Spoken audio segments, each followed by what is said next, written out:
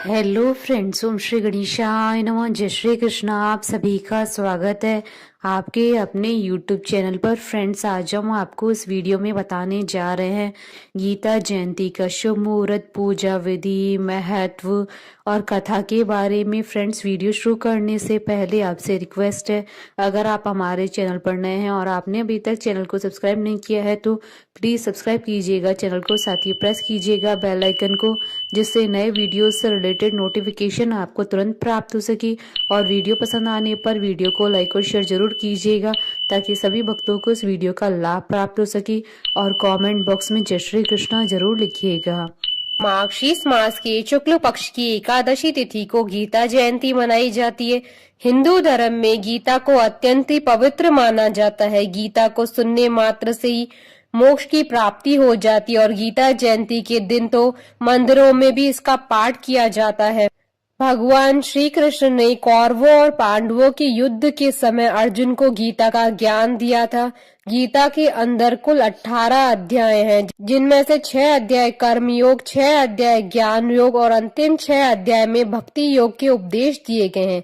गीता जयंती के दिन गीता को पढ़ना या सुनना अत्यंत ही शुभ माना जाता है। गीता को जीवन का सार माना जाता है। जिस समय कौरवों और पांडवों का युद्ध चल रहा था और अर्जुन अपने परिवार के लोगों को सामने देखकर युद्ध करने से डर गया था, उस समय भगवान श्री कृष्ण ने अर्जुन को गीता का ज्ञान दिया था, जिसके बाद अर्जुन ने धर्म की रक्षा के लिए युद्ध किया। पुराणों के अनुसार गीता की उत्पत्ति कलयुग आरंभ होने से 30 वर्ष पहले हुई थी। मोक्षदा एकादशी के दिन ही गीता जयंती मनाई जाती। इसी कारण इस दिन भगवान श्री हरि विष्णु के कृष्ण अवतार की पूजा करना और साथ ही गीता का पाठ करना बहुत ही शुभ माना जाता है। इस दिन गीता का पाठ करने से मोक्ष की प्राप्ति होती है। गीता जयंती के दिन जो व्यक्ति गीता पढ़ने में असमर्थ है, वह इस दिन गीता सुनकर भी इस दिन का लाभ उठा सकता है, क्योंकि गीता पढ़ना और सुनना एक ही समान माना गया है। गीता जयंती के दिन भक्त भगवान श्री कृष्ण की पूजा अर्चना करते हैं और श्रीमद् भगवत गीता का विधि अनुसार पाठ करके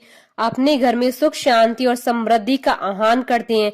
यह कहा जाता है कि जो भी भक्त इस दिन भगवान श्री कृष्ण को सच्चे दिल से याद करता है, उस पर भगवान अपनी कृपा दृष्टि बरसाते हैं।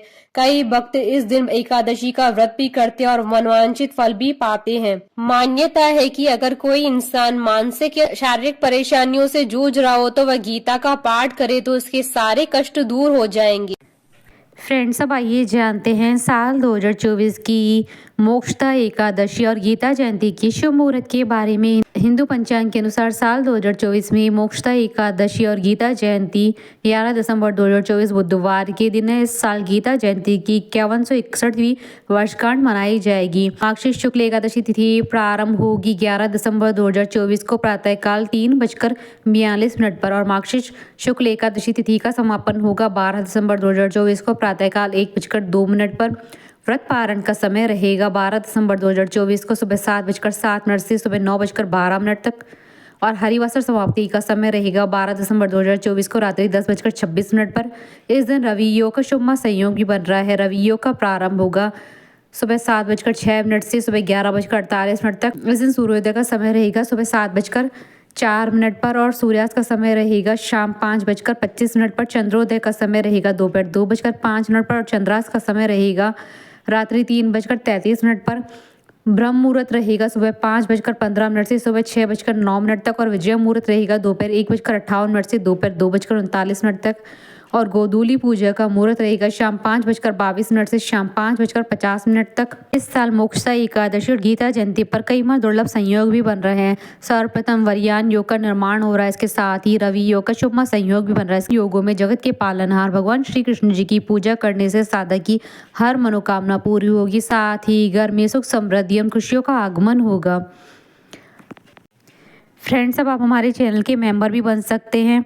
आप हमारे चैनल पर ज्वाइन बटन को दबाकर हमारे मेंबर बन सकते हैं। हम अपने मेंबर्स के कमेंट्स को टॉप प्रायोरिटी पर रख के उनका रिप्लाई करेंगे। फ्रेंड्स, अब आइए जानते हैं गीता जयंती की पूजन विधि के बारे में। गीता जयंती के दिन साधक को ब्रह्म मुहूर्त में उठकर स्नान करके साफ वस्त्र धारण करने चाहिए और भगवान श्री कृष्ण का ध्यान करना चाहिए। इसके बाद एक साफ चौकी पर भगवान श्री कृष्ण की मूर्ति तथा तस्वीर स्थापित करनी चाहिए।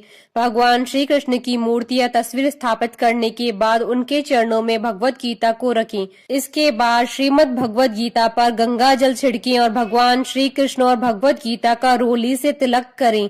रोली से तिलक करने के बाद भगवान श्री कृष्ण और भगवत गीता पर फूल अर्पित करें। इसके बाद भगवान श्री कृष्ण की धूप व दीप से आरती उतारें, उन्हें मिठाई का भोग लगाएं। भगवान श्री कृष्ण की पूजा के बाद श्रीमद् भगवत गीता को हाथ से उठाकर माथे पर लगाएं और उसका पाठ करें या सुने। गीता जयंती के दिन मंदिरों में भी गीता का पाठ किया जाता है। आप चाहें तो वहां जाकर भी गीता सुन सकते हैं।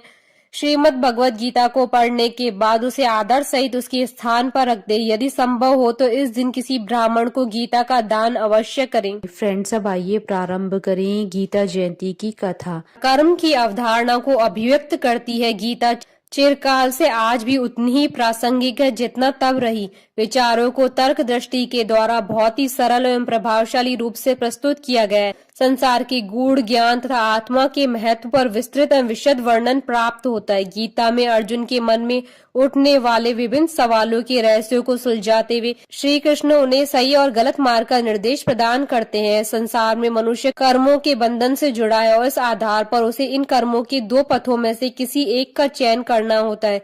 इसके साथ ही परमात्मा तत्व का विशद वर्णन करते हुए अर्जुन की शंकाओं का समाधान करते हैं। वह गीता का आधार बनते हैं। गीता जयंती का महत्व। गीता आत्मा एवं परमात्मा के स्वरूप को व्यक्त करती है। कृष्ण के उपदेशों को प्राप्त कर अर्जुन उस परम ज्ञान की प्राप्ति करते हैं जो उसकी समस्त शंकाओं को दूर कर उन्हें कर्म की ओर प्रवृत्त करने में सहायक होती है। गीता के विचारों से मनुष्य को उचित बोध की प्राप्ति होती है। यह आत्मा तत्व का निर्धारण करता है, उसकी प्राप्ति का मार्ग प्रशस्त करता है। आज के समय में इस ज्ञान की प्राप्ति से अनेक विकारों से मुक्त हुआ जा सकता है।